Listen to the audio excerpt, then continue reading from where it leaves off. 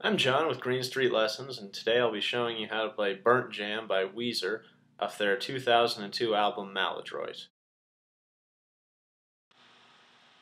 So this is the main riff. This is what you hear right off the bat and throughout the song, and it goes like this.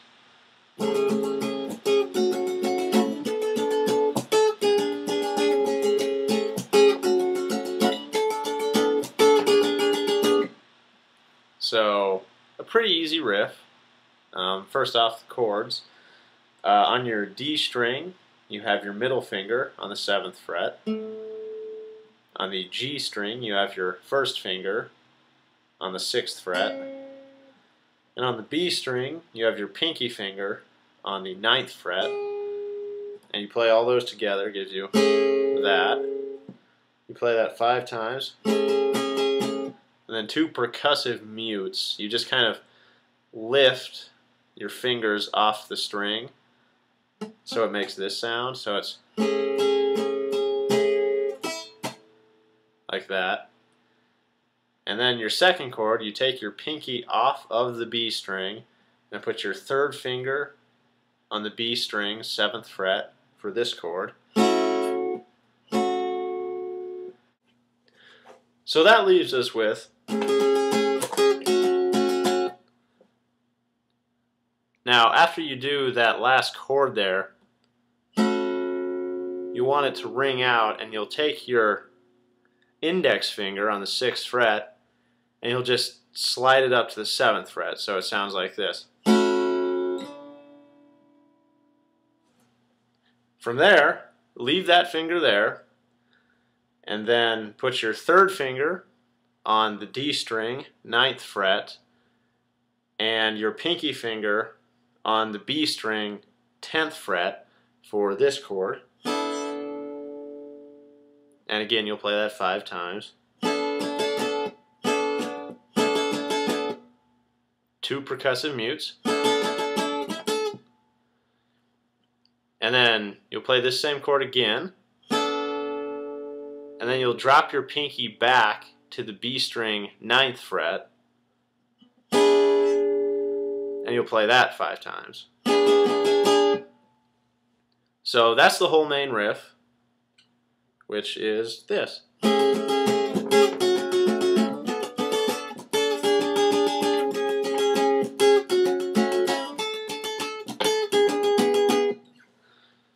Pretty tasty.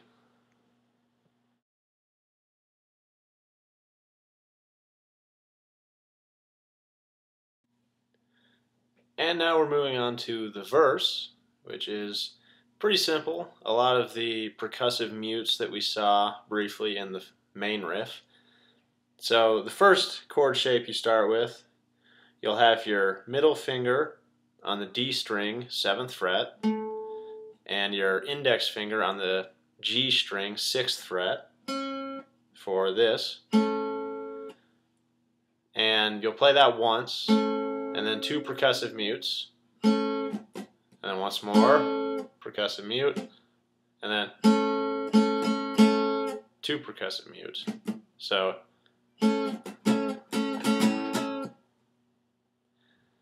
and then you'll do that same pattern of chord stabs and mutes. You'll just do it with a different chord. So you'll put your 3rd finger on the D string, 9th fret, and your index finger on the G string, 7th fret, for this chord. And like I said, the same pattern, so it's. And from there you'll go back to the first chords you were doing, same pattern. And then back to the other chord you did. And then this shape right here, you'll just slide it up 2 frets. So your 3rd finger is on the D string, 11th fret, and your 1st finger is on the G string, 9th fret, for this chord. And again, that's the same pattern. So, and then from there you'll slide your 3rd finger up to the 12th fret on the D string. You'll put your middle finger on the G string, 11th fret, and you'll put your index finger on the 10th string the B string 10th fret for this chord. And again, that's the same pattern, so. And then you'll make a little bit of a shift here. What you're going to want to do is bar your index finger across the G, B, and E strings on the 7th fret, so they all sound like this. And then you're going to want to put your index finger on the E string 9th fret, so you get this chord. Now this pattern's a little different. You'll play.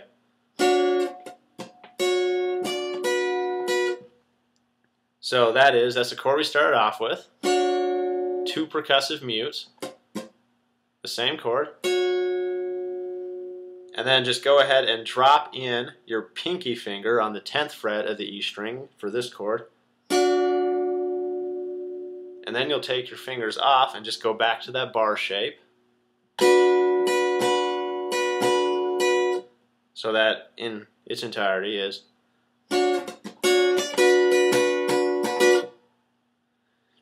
And then the last part of this is just, you'll go ahead and put your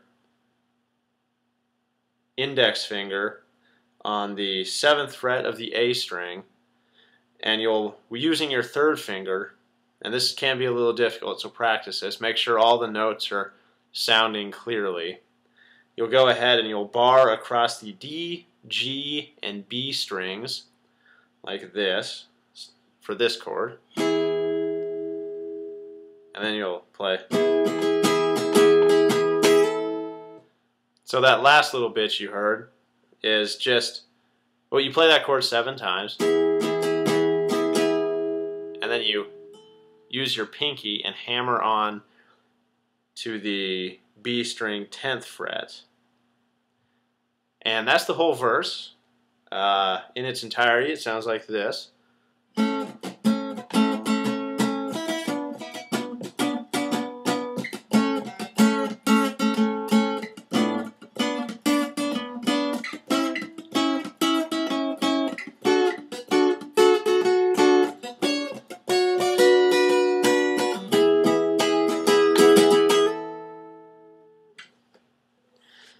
One thing that's important about that, since they're kind of smaller chord shapes, they're not all the strings, be careful about any strings ringing out accidentally.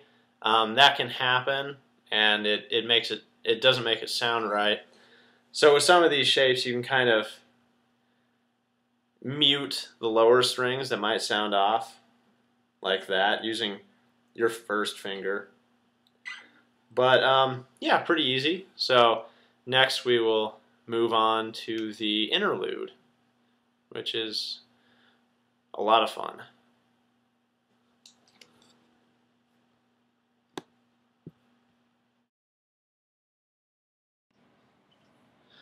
So this is the interlude.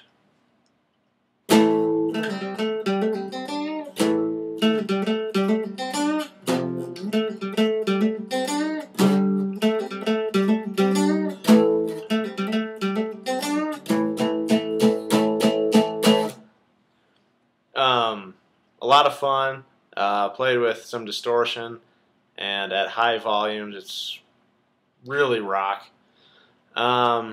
Pretty easy. That's not true. Kind of easy. First off, the power chord shape. This is important. The whole interlude here is pretty much based on power chords.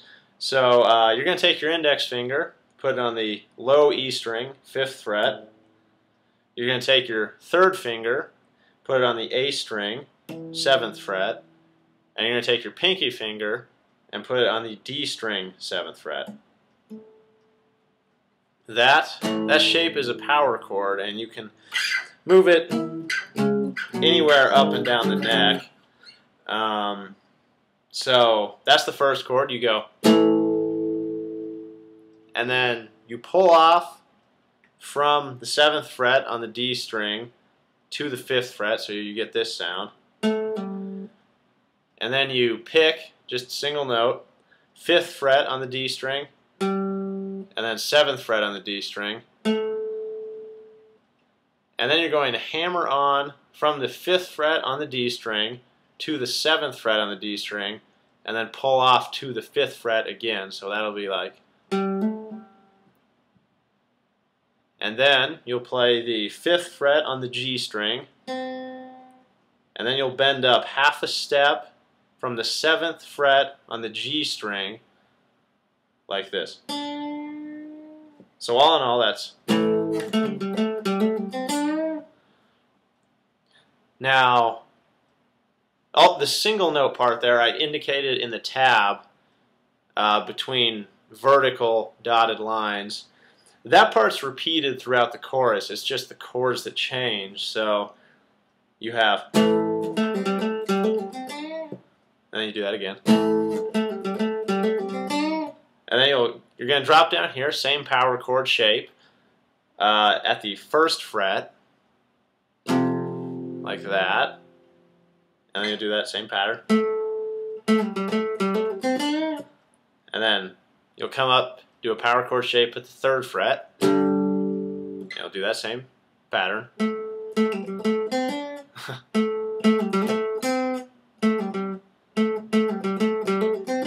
There it is. And you'll come back up to the 5th fret, and then you'll just strum the power chord on the 5th fret 8 times, and that's what these slashes in the tab indicate. So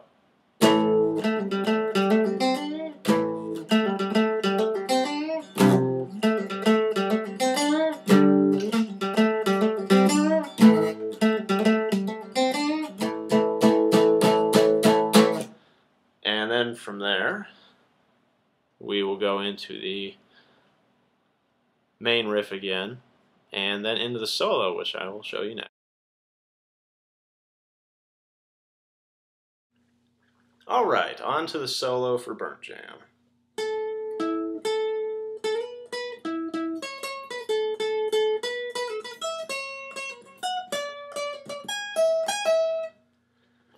So that's it. Not really much to go over. I'll do it again so you can get an idea for what fingers I use to play it. Whatever feels comfortable for you, though, is the right way, obviously. So here it is again.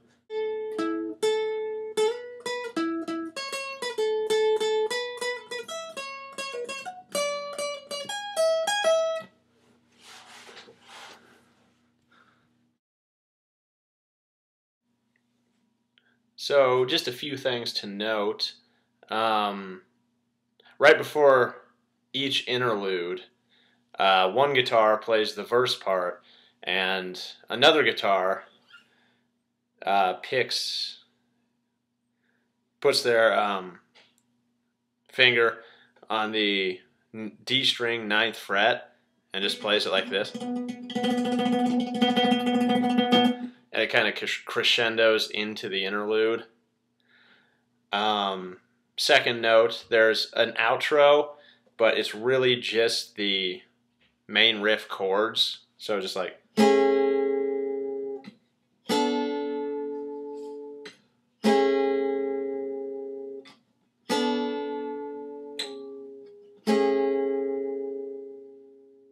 And that's that. That is how to play Burndt Jamb by Weezer.